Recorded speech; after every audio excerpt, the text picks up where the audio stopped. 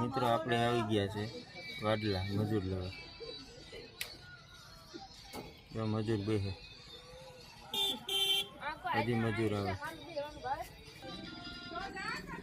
જો મિત્રો મજૂર બેસવા આજે ભાગવામાં વહેલું છે, અત્યારે ઠાઠામાં બેસવામાં વાર લાગશે. હાલ જ ભાઈ મજૂર બેસી ગયા. આપણે હવે આપણે નીકળી જઈએ. 5 જોતા હતા, 6 આવ્યા, અલગ નથી થતા એક. તો મિત્રો આપણે 4 મજૂરની જરૂર હતી, એની જગ્યાએ 6 મજૂર આવ્યા. એટલે આપણે રસ્તામાંથી 2 દાંતડા લીધા. જો કોઈ ભાઈઓને દાંતડા કે કોઈ પણ વસ્તુ સામગ્રી જોતી તો વાડલા બસ સ્ટેન્ડે મળી જશે. તમારે પાછળ દેખાય છે. તમામ ખેડૂને ક્યાંય રસ્તામાં હેરાન ન થવું પડે. તો અહીંયા બધી જ સામગ્રીઓ મળશે વાડલા ફાટક. જે કોઈ ભાઈઓને જોતો હોય સામાન ખેતીને લગતો તો તમામ સામાન અહીંયા મળી જશે.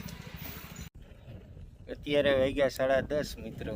તો આપણે છે ને ચા મૂકી દીધો, કેમ કે મજૂર છે 6 મજૂર ને 3 ઘરના 9 જણા હે. ટોપડી ભરીને મૂક્યો, ઘટે કે કામ થાય. ચા આપણે પહેલી વાર મૂક્યો ભાઈ. જો આ છે ને ભાઈ 12 જ ઘઉં છે, બિન પિયત પાણી વગરના. એટલે આને કટરમાં ન આવે. આ ઘઉં હોય ઝીણા ને માલપુડામાં હાલે આ ઘઉં. એટલે આપણે છે ને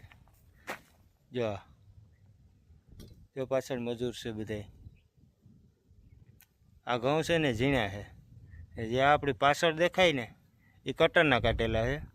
તો એ છે ને પિયતના છે, અને આ માલપુડામાં કાંઈ આવે. એટલે આ બાજુ છે ને જેમાં ચણા નથી થતા ને એમાં આ દેહી ઘઉં વાવે.